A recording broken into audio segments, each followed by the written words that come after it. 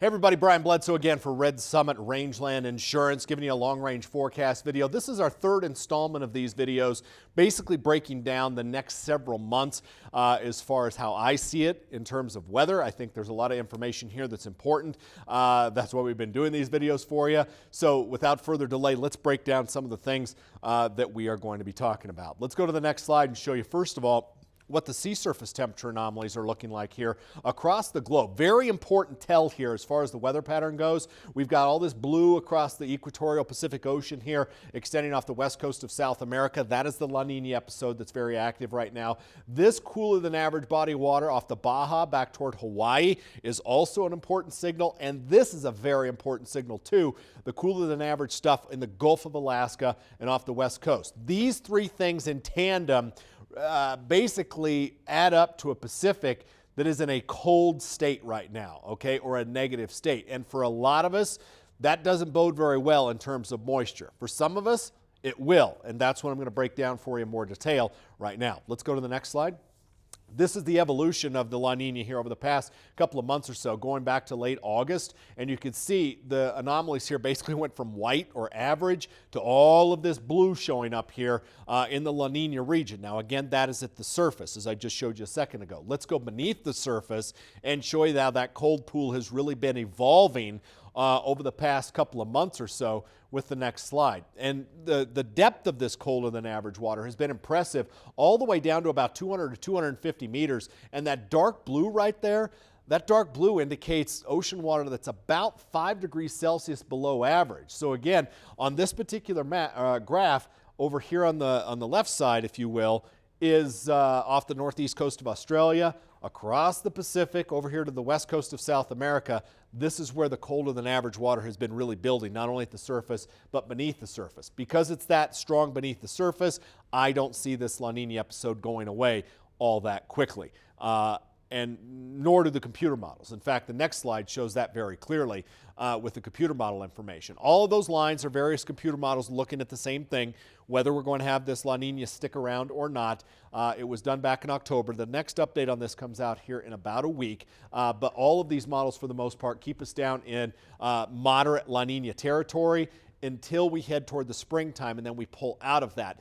Historically speaking, that's when a La Niña will gradually come to an end in the springtime, and so far the models have been on par with that in terms of there really hasn't been a lot of deviation as far as when this thing will end. But it's here now, it's going to be here for a while, and it's going to have an impact on us. Let's go to the next slide. The next slide also talks about one of the more important weather oscillations or climate oscillations that just simply doesn't get all that talked about. It's the Madden-Julian oscillation. What that does, it's tied to thunderstorm development over here in the Indian Ocean. They bubble up, they persist, and they send out an atmospheric signal that propagates across the globe. And when that signal gets into certain regions of the globe, it can either trigger drier than average conditions or wetter than average conditions.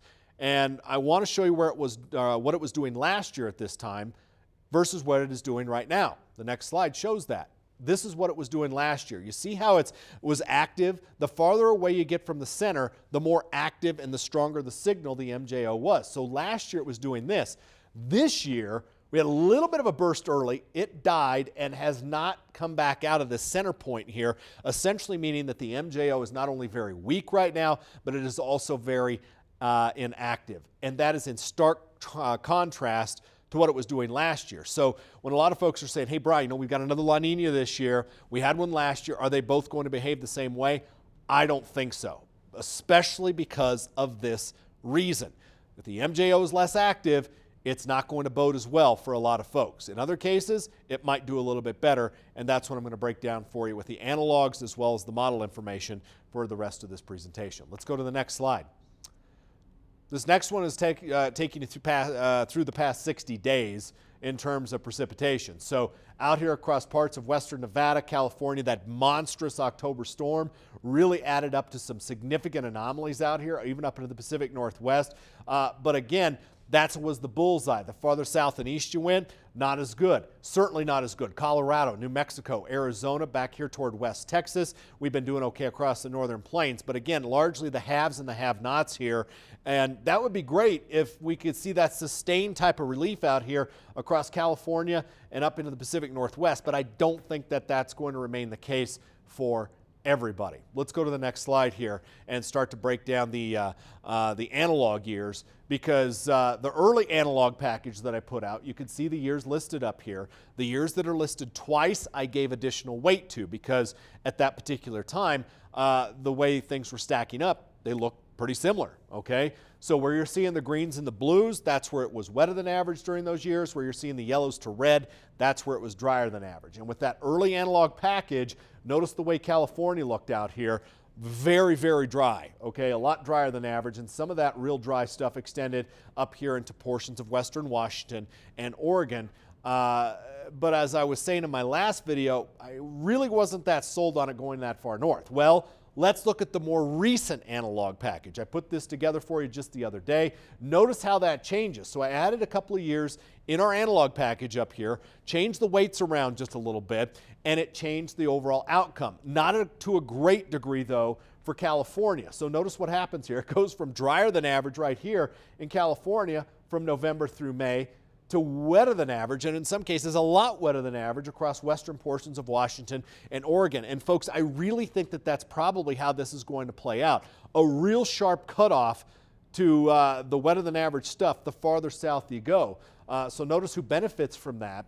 Pacific Northwest, Northern Rockies, and then the farther south you go, well, it's not good at all, especially across parts of New Mexico, Arizona, Texas, Oklahoma, into Kansas. Even parts of the Corn Belt may end up a little bit drier than average. However, I do believe if it's wetter than average across Montana, parts of the western Dakotas, a large part of the Corn Belt into the Ohio River Valley will also end up wetter than average. So the dry signal, the farther south and west you go, likely that's where the stoutest dry signal is going to end up. Let's go to the next slide. This breaks down our early analogs in terms of temperatures, and you can see the similar years there. Going to be a cold winter, is what the analogs were suggesting, across the Midwest and the northern plains. Warmer than average the farther southwest you go. The more recent analog package in this next slide pretty much shows the same thing, just to a lesser degree over the southwest. But I do believe this area will be warmer than average. Farther north you go, colder than average, and it could be somewhat really colder than average up here across parts of Montana, the Dakotas, and on up into Minnesota and Wisconsin. This is kind of how things played out in those past years with the same type of setup that we're seeing right now. So I didn't want to spend a whole lot of time on the temperature side of things, but I did want to give you a little bit of a look at it. Next slide starts our NMME model forecast. This is going to start in December. It's going to go through June. So as we walk through this, you know how this goes. Brown is drier than average, white average, and then green is wetter than average. And you can see how things stack up there for the month of December. Let's go to January. January, still not horrendous out here across California, but the dry signal's lurking off the coast, and you don't see any green in California, only up here across the Pacific Northwest, Northern Rockies, and obviously into the upper portion of the Midwest. Again, that is for January. Let's go to February. The dry signal really flexes here across the southern half of California, Nevada, down into Arizona, New Mexico, Colorado, and into West Texas. Again, you're locked into this, so what is dry stays dry, and what is wet likely remains wet. And you can see where the green has really bullseyed itself across those regions that I not only mentioned, but also with the analogs we're really starting to key on. Let's go to March. March, the same story. Really doesn't budge a whole lot right there. Dry stays dry, wet stays wet. Let's go to April. And in April, notice how the dry signal expands here across a large part of the region. Farther north, it really bullseyes the Four Corners area and then continues to develop northward. And I've been kind of hinting at the possibility that in the back part of 2022, that an El Nino could possibly develop. And if that were to happen, that would spell drier than average conditions developing here across the Pacific Northwest, Northern Rockies, and maybe even up into the Northern Plains. Now, that's still a big if at this point. Let's get this La Nina out of the way before we can talk about what follows it up. But it's something that I'm paying attention to because it's very present here in April. Let's go to May, and it shows the same signal here. During the month of May, it even expands a little bit farther to the north and northwest. Let's see what it does in June.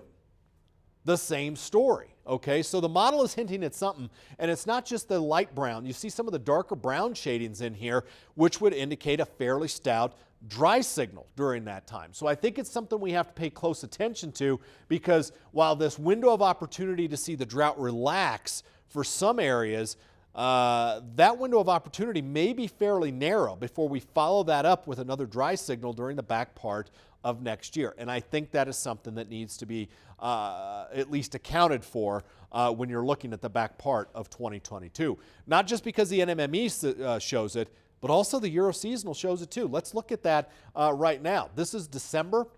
We'll walk through May here in just a little bit, but December again shows the areas that should be wet versus the areas that likely should be dry. The model is showing that. It's paired up closely with some of the analogs. Let's go to January.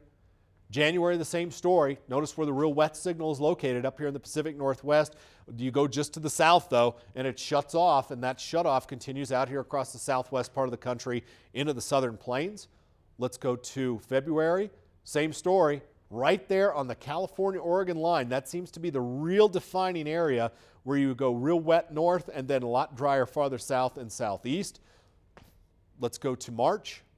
March, the same story. Areas that have been wet, stay dry, but the dry signal starts to expand northward just like that was being shown in the NMME. So if we go to April, notice how much farther north it goes. It's expanding across Nevada, up here across Wyoming, Nebraska, southern parts of South Dakota. So by the time we head toward May, it's even farther north than that. It's all the way up here into Montana. And as I said, that could possibly be the model signaling not only the end of this La Nina, but also the potential foreshadowing of what inevitably could be an El Nino that develops later next summer and especially toward next fall and winter, or essentially during the back half of 2022.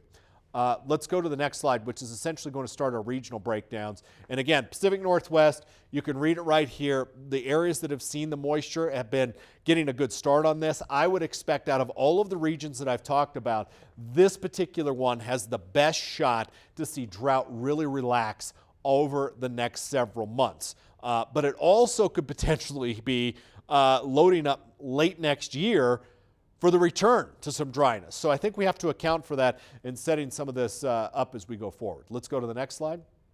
California, Nevada, again, as I'd mentioned, the far northern area of California, essentially right up here, these 6 or 7 counties across northern California probably have the best shot to see drought relief. The farther south you go, you're in the midst of a nasty drought right now and have been, and it's probably going to struggle at least for a while. That doesn't mean that you won't see storms. It just means that the better sustained moisture is probably going to end up the farther north you live. Let's go to the next slide. Four Corners area, same story. The farther south and southwest you go, that's where your dry signal is going to be better. And again, this is where the areas that are seeing drought right now with the drought monitor, you can see Utah is still in rough shape. Northwest Colorado is still in rough shape. Wyoming also has some drought in there. But again, areas south of I-70 probably struggle. Areas north of I-70 probably do a whole lot better. Let's go to the next slide. This is for the southern plains. This is the drought monitor right now for the southern plains too, and you can see the areas that are struggling west and northwest Texas. Some of these areas in central and southeast Texas are doing okay right now, but I would expect drought creep to be a very real thing across Texas off and on over the next several months. Next slide. Upper Midwest, same story. Areas that are dry right now, I think have the best shot to break will be across Montana, parts of the Dakotas, Minnesota, and Wisconsin. The farther south you go, it will likely end up drier, and that includes some parts of the Missouri Valley, especially far southwest Iowa, southeast Nebraska, down into Kansas. You might actually see some drought reemerge per the analogs that I was showing you. Now, I don't think it's going to go all that farther north, as I think this is the area where the storm track will essentially be pretty active. And let's go to the next slide, which basically gives you my contact information right there. If you have any questions on this, feel free to email or get in touch with Steve or Sean, and they can relay those questions to me. We can set up a meeting and whatnot to basically give you the best information going forward so you can make your decisions. Thanks for having me again. Have a great day.